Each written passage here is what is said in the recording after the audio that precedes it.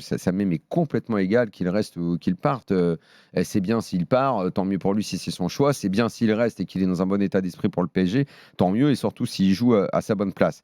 Ce qui m'intrigue plus ou qui m'interpelle plus dans l'attitude de Christophe, c'est que ça rejoint un petit peu ce que je disais il y a quelques semaines, à quel point les attitudes en France autour de Mbappé, elles sont en train de virer vers le dépit. Une sorte de dépit amoureux. Il y a de plus en plus de gens qui ont une espèce d'attitude un peu négative vis-à-vis de lui, parce qu'ils sont saoulés par son indécision. Ça a commencé cet été. Mais donc l'indécision, le comportement sur le terrain qui, dans cette première partie de saison, n'a pas toujours été exemplaire, avec un décalage équipe de France-PSG, et qu'un type de ce niveau-là, avec autant de qualité, puisse susciter... Je le vois parfois sur les réseaux sociaux, des réactions complètement stupides, même carrément, j'en vois qui disent qu'il est nul.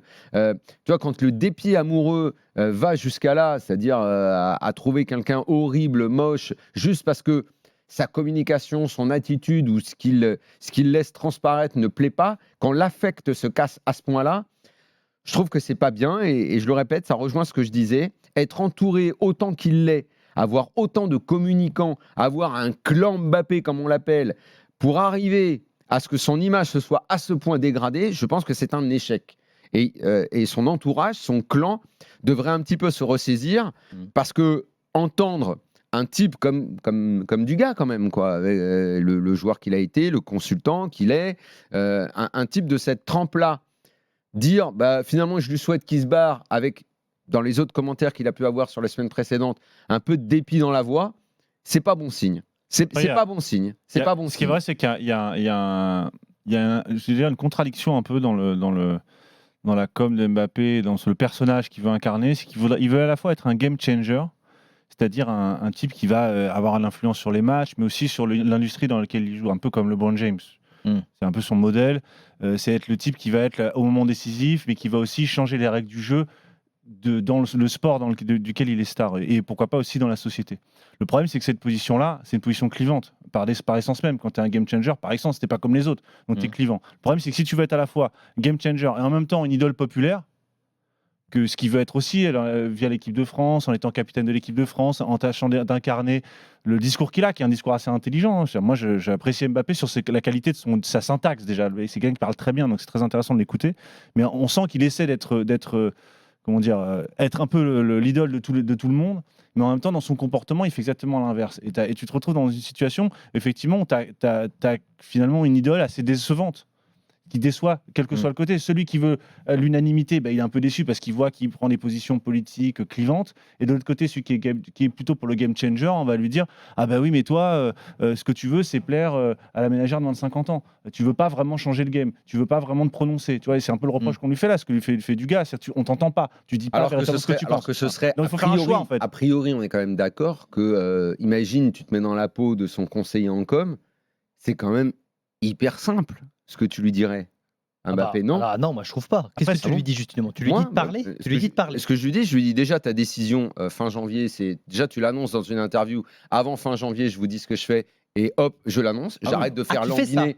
J'arrête de faire lambiner. Il l'a fait pour l'Arabie Saoudite. Quand l'Arabie Saoudite a contacté, il me permet, Daniel. Si la décision c'est de dire je vais au Real, la fin de sa saison avec le PSG, elle est foutue. Non, je donne tout, et je vais tout donner sur les 6 derniers mois avec le PSG. C'est un joueur du 30, mais il est capable de faire ça. Si c'est le professionnel qui qu'on pense qu'il est, il n'y a aucune raison que s'il dit je vais au Real, il va pas faire 6 bons mois avec le PSG. Au contraire, il sera libéré, ce sera plus d'artifice. Donc moi, tu m'as demandé ce que je lui dirais. Moi, je lui dis ça, et je pense que les supporters le prendraient très bien.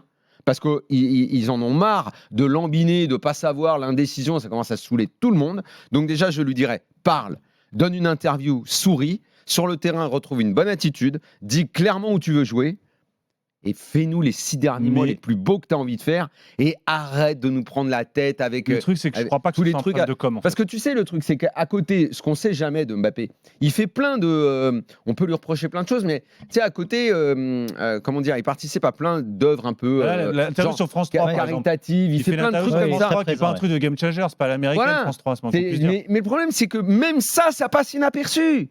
Même ça passe inaperçu, parce que, évidemment, qu'est-ce qui se passe? S'il le dit, ouais, je donne beaucoup d'argent pour ça, on va dire, avec tout le fric que tu gagnes, il manquerait plus que tu donnes rien. Mais évidemment, mais l'opinion, elle est tellement versatile, changeante, et il y a tellement de merde sur les réseaux que, évidemment, il se dit, je vais pas le dire. Mais c'est pas grave, au moins les gens le sauront. Mais arrête d'essayer de cacher, parce que là, le fait de cacher, c'est genre, de toute façon, dans les deux cas, de toute façon, tu prends une vague. Mais Sur c'est les pas, réseaux. Je pense qu'en réalité, c'est pas un problème de juste ce qu'il va com. décider aussi. Donc, C'est pas à un moment donné, pour Moi, je pense que c'est un problème de com. Et pourtant, Dieu sait qu'il est entouré de ce c'est un côté-là. problème de pensée. Ça, tu peux pas faire de com si tu penses pas correctement. La difficulté, c'est que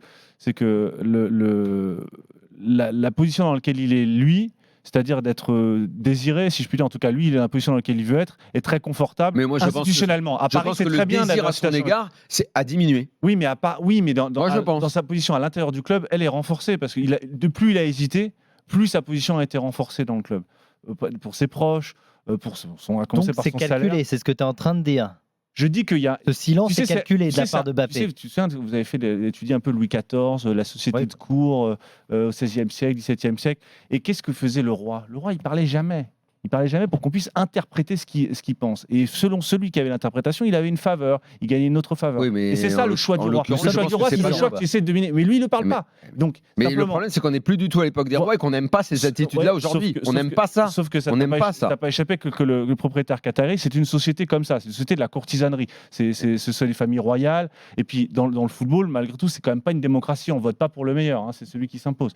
Donc, on est quand même Mais- quelque chose de proche, qui est une espèce de courtisanerie, une espèce de roi soleil. Et tu sais ce Qui qui est est au milieu et dont on essaie d'interpréter les désirs. Mais je crois que lui-même, lui a changé d'avis, mais qu'il n'arrive pas à l'assumer. Eh ben, Voilà. exactement. Et moi, si j'étais lui, je resterais à Paris parce que la position dans laquelle il est maintenant est beaucoup plus confortable à Paris que s'il allait ailleurs. Il y a 2 ans, je leur ai dit de partir. Mais là, c'est trop tard. En Eh ben, 2022, il fallait ce que partir. ce que tu dis est très juste et pose un autre problème. C'est que quand on lui dit annonce maintenant, il y en a marre, les gens en ont marre de lambiner, tout ça. Le problème, c'est que la situation dans le foot, on le sait, les choses évoluent assez vite et le désir dont tu as parlé, il évolue très vite, le désir. Et le désir qui était très fort du Real il y a peut-être 6 mois, mais encore plus fort Ouais. il y a 1 an et demi, ce désir, il est moins fort maintenant. Donc, Mbappé ne se sentant plus désiré par le Real comme il avait envie de l'être et comme il l'était il y a quelques mois, moi je crois qu'aujourd'hui, la vérité c'est qu'il ne Alors, sait plus trop. Et il s'est senti. Il ne sait plus Daniel, trop quoi faire. Il sait aussi. Et ça, c'est un vrai problème. Il y avait son désir de Real. Alors, Il non, ne sait je fais plus de trop. l'interprétation, mais je pense que on touche un truc important. C'est que le désir de Real qu'avait Kylian depuis petit, il était très clair, il était très fort. Son désir à lui. Son désir à lui. Jusqu'au jour où son désir a changé de nature au moment où il s'est rendu compte que sa position sportive, de meilleur joueur français, etc., a lui donné des faveurs, notamment politiques. Ça est devenu un personnage très important. Et il se trouvait désiré par des chefs d'État. Et comble de hasard, les 2 chefs d'État qui le désirent, le prince régnant du Qatar et le président de la République, veulent la même chose, qui reste au PSG. Et là, face à ton désir d'enfant, qu'est-ce que tu fais quand tu as 2 États qui te réclament ça ? Parce que je ne crois pas que ce soit qu'une affaire d'argent, c'est une affaire vraiment d'importance politique. On est au-delà de la question de l'argent. On est vraiment sur qu'est-ce que tu veux laisser comme trace, qu'est-ce que tu veux être. Et là, à ce moment-là, le désir d'enfant qui était d'aller au Real, et moi j'ai toujours considéré qu'il fallait qu'il suive ce désir-là, parce que c'est le désir originel. C'est ce qui fait qu'il est devenu joueur de Ouais, mais football. aujourd'hui, Et là, maintenant, et quiconque à sa place pourrait hésiter aussi. Je comprends que ce soit extrêmement dur. Et donc, son désir, et je termine, je pense que son désir a changé de nature, et ce qui fait qu'il devient impossible pour lui de le reconnaître publiquement parce qu'il est fragile, parce qu'il a changé. et Alors, il parce qu'il a dépend changé. du désir du Real. Eh ben,